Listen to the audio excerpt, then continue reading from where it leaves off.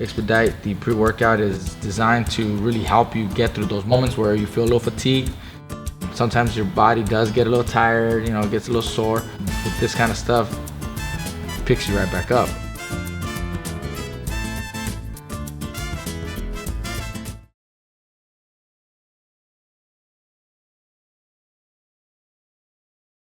What's up, everybody? Marcos Villegas here in Texas, being joined with Regis Prograis, who takes on Maurice Hooker coming up April 17th in Maryland on DAZN.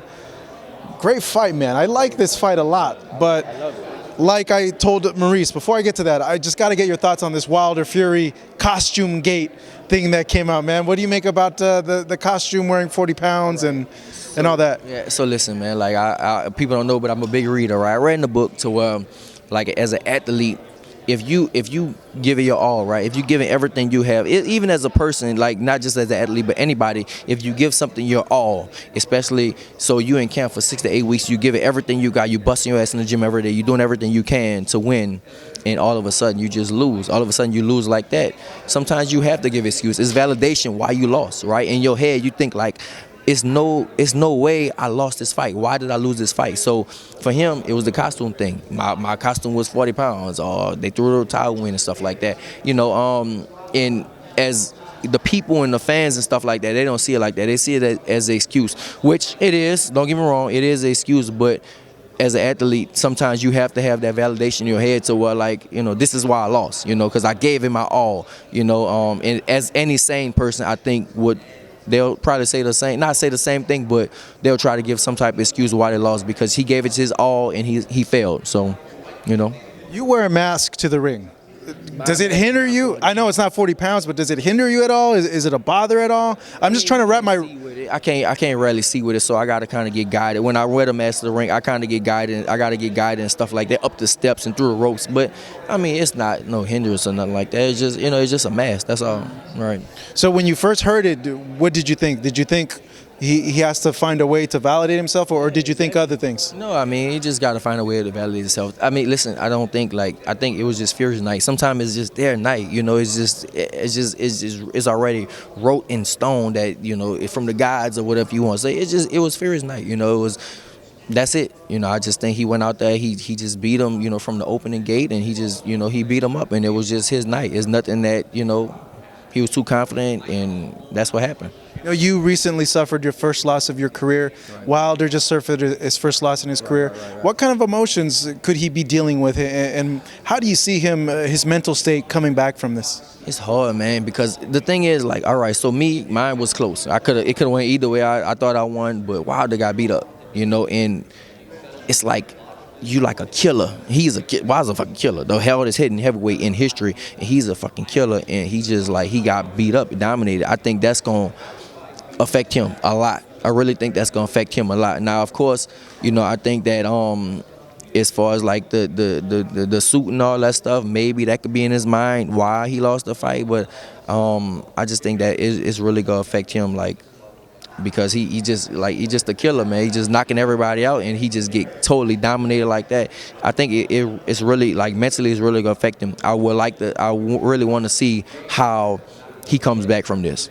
No, I do too. I think it's really interesting, and on a historical sense, once that aura of a killer is gone, the opponents get a lot tougher, because mentally they know, like, oh, I can hurt this guy. I'm not afraid of him anymore. Right. Same thing as I was with Tyson, a long time ago. Everybody was scared of him until Buster Douglas came and beat him, and it's like, oh, he's not invincible. At first, he's invincible. Same thing with the Wilder thing. It was like, this motherfucker is invincible, and now it's just like, oh, he's not that invincible. He doesn't hit that hard. He doesn't do this. So it's gonna be hard. I think mentally and psychologically, it's gonna be hard for him to come back. But of course, I think he still can. Yeah, after Douglas, Evander stepped to Tyson, and then after that, Lennox as well. So, exactly. Yeah, we'll see what happens. It's going to be interesting. Right. Your fight with Maurice Hooker, you say you're going to beat him up. He says he's going to beat you up. You guys both have... That's the great thing about boxing. Yeah, I know, but you guys both have confidence in yourselves. Of course, that's the great thing about boxing. Everybody got the confidence they're going to beat each other up and stuff like that. That's why I think it's the biggest fight. He's a former world champion, former world champion. So I think that's the reason this is the biggest, this is the biggest fight. And I'm glad, the promoters and managers, they can make this fight right now, because it is. It's like, it really is the best fight that's gonna happen right now. You know, the biggest at 140. You know, you got Josh Taylor fighting his mandatory. Nobody cares about that. Jose Ramirez fighting Postal. I don't think nobody really pays attention to that too much. This is the fight right now at 140 to make, and I'm glad I'm making. I'm glad we're in it, and it's done now. And I mean, like I said, man, I just can't wait. I want to go out there and prove that, you know, I'm still the best at 140, and I gotta have a dominant performance. For me, this is a make or break type of fight, just in my mind. He mentioned, not he, but his trainer mentioned that there's nothing that you can do that. Except hit him real hard in the face. Yeah. Except punch. What do you make when he's breaking it down, where he says like you possess nothing to give him a challenge? All right, that's cool, man. I mean, listen, this dude got dropped by Regis Prograis. He got dropped by Saucedo. He got knocked out by Ramirez.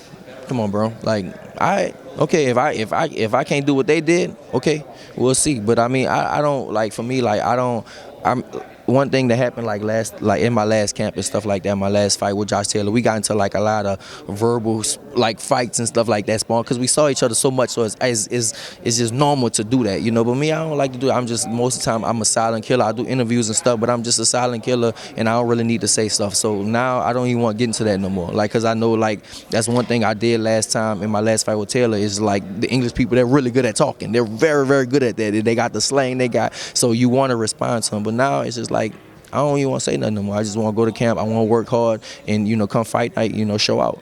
Do you think he can take a punch and he can take your punch, given what happened in the Ramirez fight? I think he could take a punch. I know he could take a punch, but would he take it for so long, 12 rounds? I don't know. I know he could take a punch. You know, I seen him. Like I said, he been dropped and he got off the canvas a bunch of times and stuff like that. So I know he can. He definitely could take a punch. But would he be able to be taking my punches for 12 rounds? I really don't think so. You know, I don't know. You know, I really don't think so. But like I said, only time will tell. April 17th, we'll see. What's more likely? You catch him in the early rounds and you stop it by round 4 or 5, or you catch him in the later rounds where you end up getting a stoppage like in 11, 12? I don't know, man. I can't even tell you, man. What you trying to bet? You trying to bet on it? No, I'm just trying to. The odds? Nah, I don't. I can't even tell, man. I don't know. Whatever. I don't never do predictions. I just predict I'm gonna win. That's all. The winner you want of this fight, Mikey and Jesse. Mikey said he wants to fight Josh Taylor, though. I guess so. Yeah, he trying to get them belts. Yeah, but I think they gonna try to do Ramirez and Taylor. They gonna do for undisputed. Yeah, let them do undisputed, man. Let them be historical. Let them do that. You know, that's why at the end of the day, I'm a fighter, but I'm still a fan of the sport. I'm still a fan of boxing. So I would like to see the winner of those two fight each other. Those two fight each other, and then, you know, go from there. Regis, thank you so much. Good seeing you. Yep. Did you enjoy? You weren't out in New Orleans yesterday. I didn't feel like it, bro. I ain't feel like going to Mardi Gras this year, bro. I'm chilling, bro. Thank you, Regis. Fight happens April 17th on DAZN at the MGM National Harbor, where he takes on Maurice Hooker. It's gonna be a good fight. Don't miss it, fans.